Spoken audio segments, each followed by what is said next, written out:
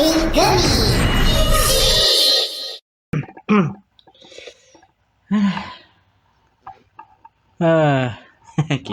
akhirnya sudah mulai masuk episode keramat ini bisa dibilang di untuk serial Kamen Rider. Oke, bismillahirrahmanirrahim. Assalamualaikum warahmatullahi wabarakatuh. Kembali lagi di channel Perasaan Desa Pasar 2. Wow, nggak disangka-sangka ternyata Kamen Rider Gabu sudah mau jalan ini, udah mau 34 cerita loh. Dan ini akhirnya masuk ke angka keramat di episode Kamen Rider ya. Kalau bagi yang ikuti tahu lah ya angka keramatnya episode berapa. Yaitu episode 35 yang memang sering jadi angka keramat kayak sejak Saber itu jadi kayak ini episode 35 jadi kayak angka keramat bagi serial Kamen Rider ya kesannya. Gara-gara ya tahu sendiri kan yang ngikuti Saber dulu itu kayak gimana episode 35-nya. Langsung bahas saja Kamen Rider Gabu episode 35 dan mungkin karena ya bisa dibilang untuk bahasan kali aku mungkin cuma fokus bahas soal Rango aja kali ya. Ya sebenarnya ada sih soal si Ritsu yang katanya minta tolong ke minta tolong ke Sachika sama Soma buat bantuin bikin merch Oshi ya katanya kalau nggak salah. Kan dia karena lagi kayak lagi bisa ngefans sama bandnya namanya UMA kan Uma gitu. Yang kepanjangannya apa namanya? Aku lupa kepanjangannya. Apa namanya kepanjangannya? Ultimate Music Archiver. Ya kayak gimana ya? Ritsu ini simpelnya kayak yang bagiannya Ritsu cuma dia minta tolong buat bikinin merch untuk Oshinya dia aja sih. Kan dia bilang ngosiin semua member band UMA ini kan. Yang bandnya bisa dibilang bentuknya unik karena mereka semua membernya pakai topeng kuda. Ini kayak parodinya Man with the Mission anjir. Ya coba itu doang sih. Dan juga ada istilah sampingan soal Hako Oshi yang katanya kalau Hako Oshi itu kayak mengidolakan semua anggota dari sebuah grup idol atau sebuah grup idola. Ya cuma selingan-selingan aja sih kalau Ritsu, jadi enggak ada terlalu banyak dibahas ya, itu juga memang vibe-nya santai, jadi ya mungkin aku bakal sedikit kesampingan aja, aku cuma spill dikit-dikit kayak tadi. Jadi aku mau bahasnya benar-benar fokus ke Rango yang akhirnya di sini mulai melakukan pergerakan yang pergerakan sendiri, di mana dia itu bisa dibilang kan awalnya kan dia sudah sempat kayak ngasih warning lah ke si Lisa sama Jeep. Kan ini berkaca dari permintaannya Boka Jardak sebelumnya yang dia minta dia itu mau mengorder 10 juta Dark Snake. Nah ini sama si Ranggono mau dikasih tahu nih perihal konsekuensinya gitu loh, konsekuensinya perihal kalau mereka mau bikin Dark Snake sebanyak itu ya berarti kan human price yang dihasilkan yang dibutuhkan harus banyak, yang berarti manusia yang bakal diculik juga pasti bakal banyak. Nah kalau jumlahnya sebanyak itu hilang dalam satu eksekusi ya orang-orang pasti bakal gempar dan itu bakal beresiko eksistensinya Stomat Corporation itu bakal ketahuan sama pihak manusia kan. Itu yang dikhawatirkan sama Rango. Jadi kayak mikirnya lebih jauh ke depan gitu, mikirkan resikonya itu kayak gimana, karena ya ini jika kayak bisa dibilang ya makin banyak mempresi butuhnya juga resikonya juga makin tinggi. Itu yang yang di warning ke sini sama Jeep. Dan tindakan Jeep sih kayak bisa dibilang kayak dia tuh pengen nyoba nyangkal hal itu ya, karena ya tahu sendiri kan Jeep itu kayak masih personal, punya dendam personal sama si Rango. Cuma ini yang paling ngeselinnya ya si Lisel ya bilangnya ya dia ya gak masalah kan, itu permintaannya apa sesimpel itu loh jawab dia. Emang memang bocil kematian banget ini Lisel ini. Itu kayak gimana ya jawabannya Lisel yang kayak ngasal banget kayak itu, bukti benar-benar sudah jadi bukti ya kalau dia itu memang benar-benar gak punya skill ngurus perusahaan loh. Dia benar-benar udah tinggal modal omongan doang. Dia nggak paham resikonya kayak gimana, nggak paham teteh bengeknya kayak gimana ngurus perusahaan. Ya udah dia benar-benar cuma duduk santai like a big boss gitu. Aduh, udah di warning kayak gitu loh, dia ya kayak nganggap sepele. Ya tahu sih aku agak jarang sepertinya kalau dari kekuatannya mereka sebagai Grandeur memang kuat, tapi ya buset nih kayak nganggap remeh banget loh. Udah di warning segitunya sama Rango perihal resiko eksistensinya mereka bakal kebongkar, masih aja nganggap remeh. Emang dan bocil kematian satu ini. Terus apa lagi ya? Dan juga nih ya singkatnya sih karena itu ya udah si Rango ya udah dia aja dan juga akhirnya mengajak aksinya dan buset. Ini bener-bener gila sih. Jadi kayak banyak tempat yang notabene banyak orang kumpul ya, mulai dari pesawat di bandara, terus juga ada kapal pesiar yang lagi berlayar, bahkan stadion baseball yang waktu itu memang lagi ramai karena memang ada sebuah pertandingan ya, meskipun kalau secara editan itu sebenarnya stadionnya pakai editannya pakai AI sih, kelihatan banget. Tapi ya itu kan intinya tempat-tempat yang notabene pasti banyak orangnya kan. Dalam satu kejadian saja, cukup satu kejadian aja, orang-orang di sana hilang semua, nggak berbekas. Ya, ini ya yang apa bisa dibilang pelakunya siapa ya? Jelas para granitor pekerja yang mungkin saja dikomandoi sama si Ranggo. Jadi dia kayak, apalagi juga Ranggo di sini kelihatan kelihatan juga mantau di tempat kejadian. Berarti kan dia hitungannya juga benar-benar sudah turun tangan langsung di situ. Tapi nggak benar-benar langsung turun tangan sih ya. Jadi yang nyulit tetap para beberapa granitor pekerja yang dia perintah, tapi dia juga ikut ngawasi sebagai katakanlah yang punya proyeknya lah. Dan ya udah nih nggak pakai penjelasan apa-apa, tapi dengan adanya banyak mobil polisi ke mobil ambulan, mungkin mobil polisi yang berkeliaran buat menyelidiki soal ini, ya ini sudah jadi gambaran jelas kalau memang kondisinya benar-benar sekeos itu karena banyak orang menghilang loh. Ini kalau berkaca kan setelahnya kan besoknya muncul di berita kan, mulai dari yang berita itu masa ada di TV, terus juga yang juga kebetulan dilihat sama Soma dan yang lainnya, sama Sachi dari Karitsu di Togapi Pare, itu juga si laki yang kayaknya lagi belajar huruf kanji ya, belajar huruf kanji juga di tempat tinggalnya juga sempat lihatnya di layar monitornya. Kemudian juga si Hanto juga tahu karena ada kayak artikelnya sempat lewat di tabnya di PC tabletnya dia, kalau banyak orang menghilang dalam waktu singkat. Jadi kayak kasus orang hilang massal itu ada lagi, tapi kali ini skalanya jauh lebih besar. Jadi kan ini kalau aku lihat ya, kalau aku total ya, aku coba ngitung dikit-dikit ya. Katanya kalau untuk di kapal pesiarnya aja ya, itu katanya ada sekitar 2018 orang yang hilang. Terus di stadion baseballnya di Aoyama National Dome ya namanya, itu ada 33.234 orang yang hilang. Ini untuk itu saja ya. Jadi kayak untuk di kapal pesiar sama stadionnya aja udah sebanyak itu. Nah, karena kalau di total jumlah orang yang hilang itu ada setidaknya ada 35.252 orang yang jadi korban hilang. Gila nggak? Ini baru eksekusi pertama saja sudah puluhan ribu orang hilang loh. Ini anggap aja kayak baru ini kayak looting human price-nya para granitor dalam sehari lah ya. Ini sehari aja udah segini, gimana kalau misalnya seminggu atau bahkan sebulan anjir. Itu kayaknya kalau bakal seminggu atau bahkan sebulan itu mungkin stok angka jumlah 10 juta yang diminta sama Boca Jakarta itu kayaknya bakal terpenuhi sih. Emang gila sih. Itu human price semua loh, dan ini yang bisa dibilang nggak disangka ya. Katanya ini kalau dari yang dinampilkan di episode di bagian waktu di dalam pesawat itu ya, itu semua human price itu warnanya kuning loh. Jadi itu menunjukkan kalau human price-nya itu adalah human price yang kualitas terbaik. Nah ini gimana caranya kok mereka bisa nyulik manusia sebanyak itu, bahkan semua human price-nya itu adalah high quality semua loh. Ternyata itu ada hubungannya sama ini orderannya si Ranggo, yang dia itu kayak order sebuah alat ke si Nielf. Kan Nielf kan udah kerja sama Boca Jakarta kan. Tapi sepertinya kalau dia lihat sih hubungannya si Ranggo sama si Nielf ya masih adem-adem ayam aja sih ya, meskipun sekarang mereka udah beda kubu. Jadi ya kayak bisa dibilang kayak mungkin ya bisa dibilang masih menjalin hubungan baik sama saudara kali ya antara si Ranggo sama si Nielf. Terus juga kan ini ada alat khususnya dipesan yang bisa dibilang kayak dipesan sama si Ranggo kan. Nah alat ini ada hubungannya nanti perihal gimana metodenya para granitor ini menculik orang sebanyak itu, bahkan sampai kualitasnya juga tinggi semua ada human price-nya. Nah berkaca dari hal ini akhirnya kan Soma Hanto dan juga lagi kan akhirnya kumpul untuk membahas soal ini kan.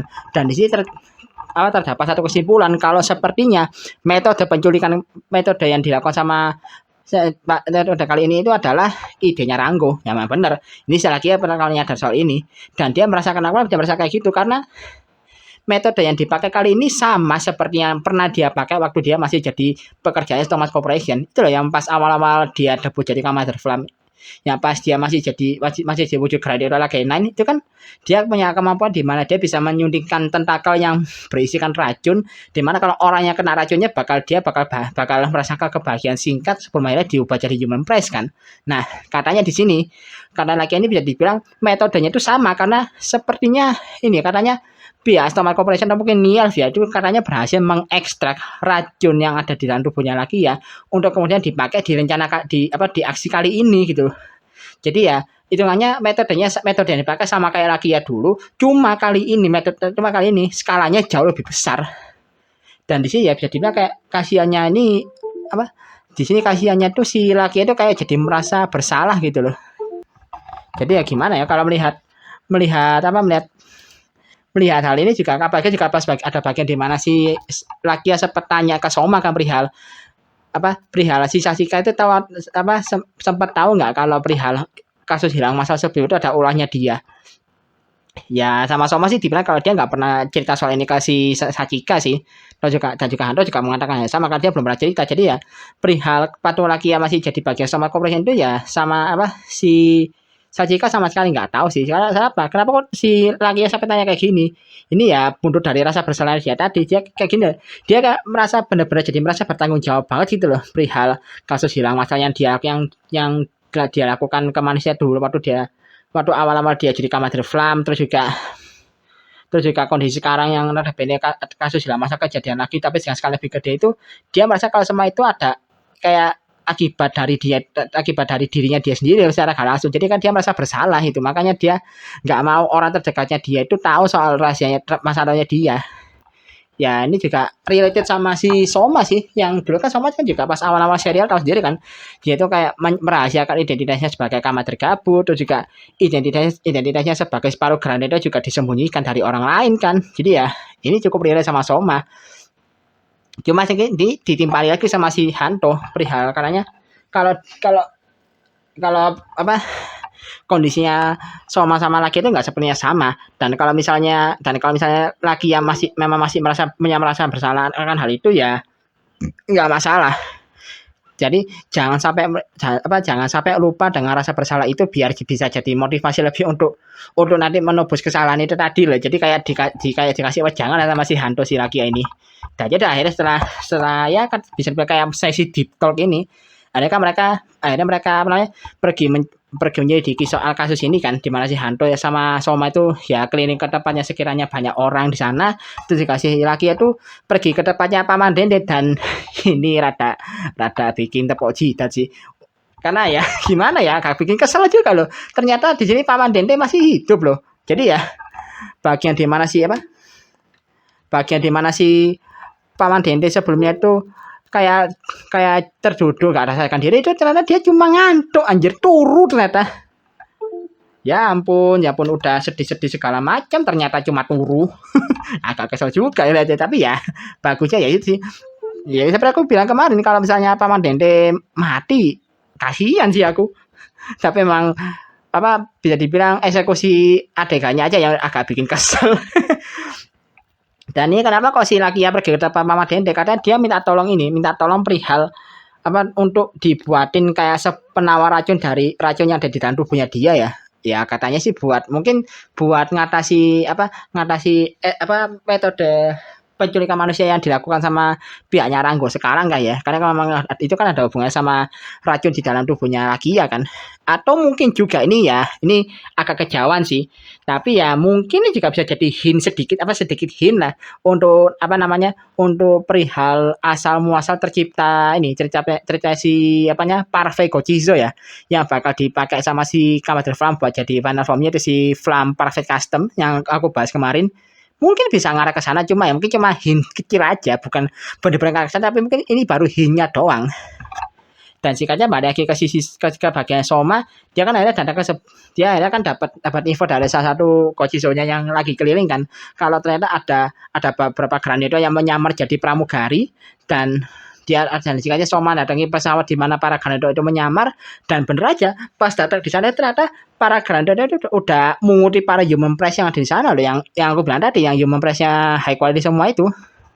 Dan ternyata itu juga kondisinya mereka ternyata pakai pakai masker pakai apa pakai masker gas ya ternyata, yang berarti ini terbukti dan itu ada hubungan sama alat yang dipesan sama si Ranggo tadi ke sini ya, yang ternyata kayak semacam alat kayak penyemprot gas kayak bisa dibilang ya, kayak penyemprot gas yang notabene itu jadi kayak ini apa mungkin racunnya lagi itu diekstraksi dan diubah jadi dalam bentuk gas kemudian disemprotkan kepada manusia, dan jadi manusia yang bakal ngehirup gas itu bakal merasa bahagia dan nanti sama para grindonnya bakal diubah jadi human press. Kayaknya sih gitu ya metodenya ya. Jadi nggak benar-benar dijelaskan di serialnya sih, cuma ya aku tangkep ya kayak gitu sih, mulai dari bentuk alatnya yang memang kayak semprotan gitu.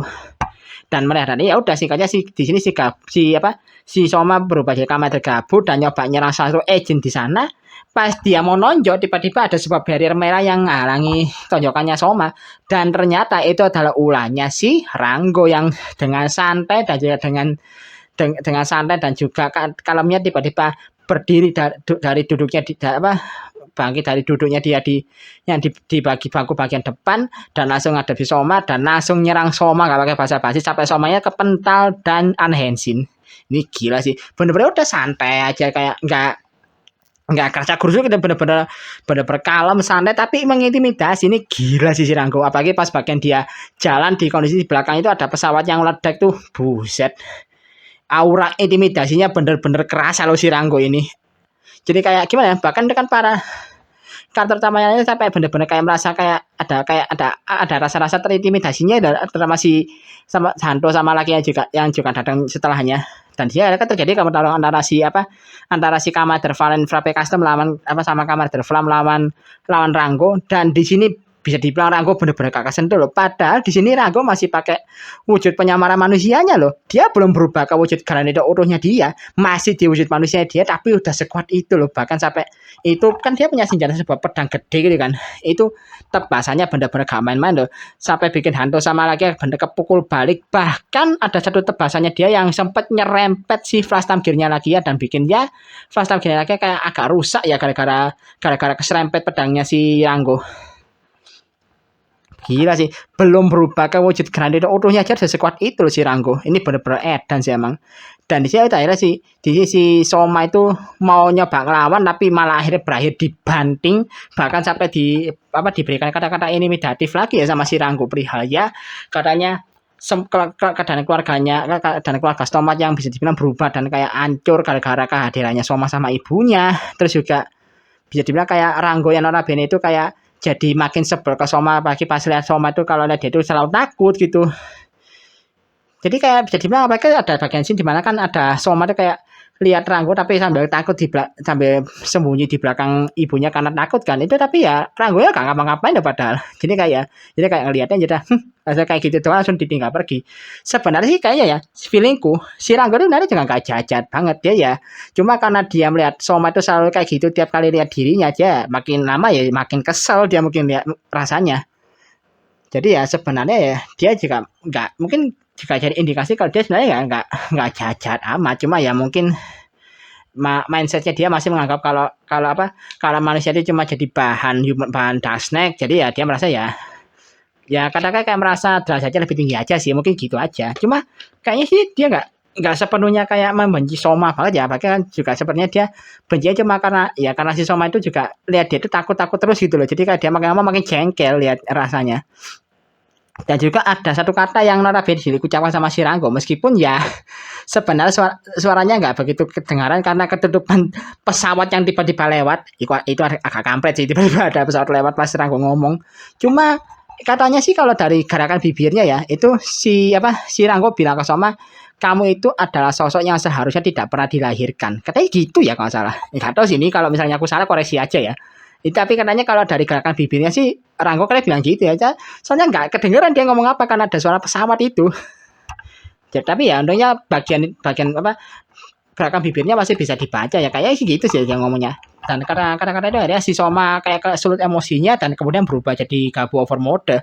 Tapi di sini bahkan dengan Gabu over mode pun si bariernya si Ranggo aja masih sulit buat dijebol loh. Iya bisa dijebol cuma harus berkali-kali, jadi bener-bener gila. tahu sendiri kan gimana kuatnya pukulannya Galbo Overmodenya, bakal sampai bikin si Magen kepental dan bakal sampai tewas. Itu aja bakal itu cuma satu pukulan doang loh. Dan di sini butuh beberapa pukulan buat ngancurin barriernya si Ranggo. Berarti ya ini dah kayak gambarin gimana kuatnya Ranggo kan. Dan apalagi jika ada momen di mana si Ranggo sempat mukul atau sempat bikin banting si Soma dari udara kan.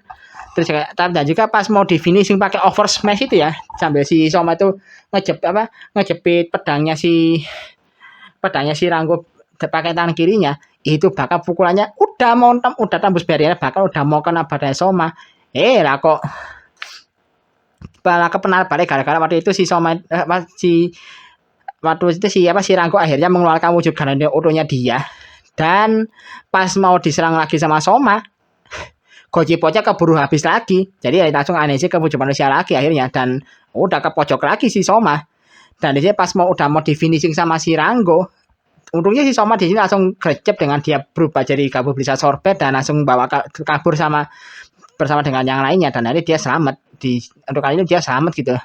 Tapi apakah ini bakal jadi bukti kalau Gabu Overmode itu bahkan lebih lemah dari wujud Garada Oronya Ranggo? Kayaknya enggak sih ya. Jadi aku bakal ke preview karena bakal ada pertarungan kedua antara Garada Oronya Ranggo melawan Kamadri Gabu Overmode, dan di sini juga sepertinya masih ada momen di mana si Gabu Overmode masih tetap bisa ngasih pukulan balik ke ngasih serangan balik ke si Ranggo sih. Jadi ya sepertinya itu juga apakah di episode ini kayak dibuat jadi kayak lemah banget ya, mungkin karena Somanya lagi emosi aja.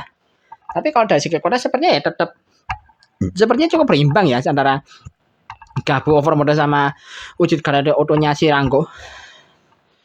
Terus juga mungkin ya selingan lagi perihal si Ritsu yang datang ke konser band OC-nya dia, yang sepertinya juga tempat konsernya ini bakal jadi incarannya para Garada suruhannya Ranggo. Dan yang utamanya ya, yaitu di sini episode 30 ini bakal jadi debut dari variasi final formnya Gabu yang lainnya, yaitu Kamadri Gabu Master Mode. Ini aku rasa bakal kayak gimana nanti penerapan eksekusi untuk Gabu Master Mode nanti, yang mungkin juga karena kalau dilihatnya sepertinya bakal jadi bagian dari kekalahannya si Ranggo. Ya kurang lebih gitu aja sih untuk bahasanya nih.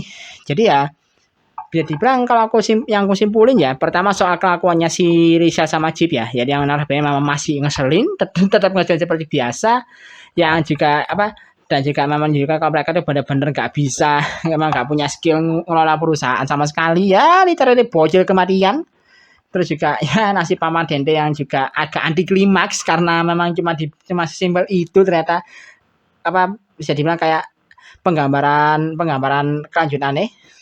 Terus juga sosoknya Ranggo yang cukup intimidatif pas muncul pertama kali, bahkan kekuatannya bisa udah segede itu meskipun dia belum jadi wujud Garada Otonya dia. Dan ya bisa dibilang kurang lebih gitu aja sih ya bahasanya aku lihat. Dan juga mungkin ya makanya penasaran kekuatan Ranggo yang sekuat itu nanti bakal kayak gimana nanti kalahnya waktu lawan si Gabu Master Mode.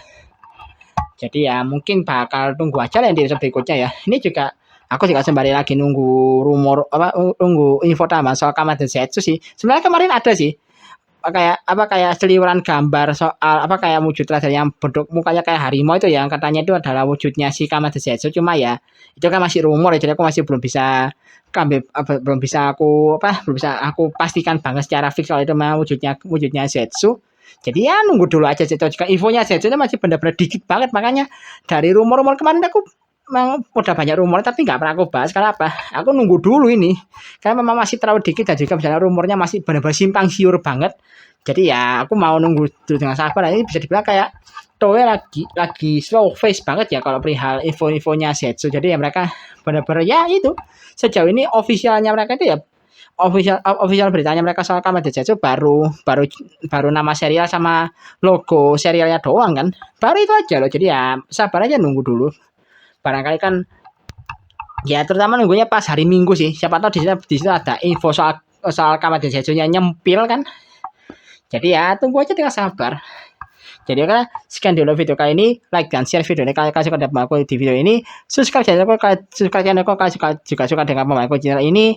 Kalau misalnya ada yang mau kalian tambahkan atau mau kalian koreksi juga bisa tulis di kolom komentar.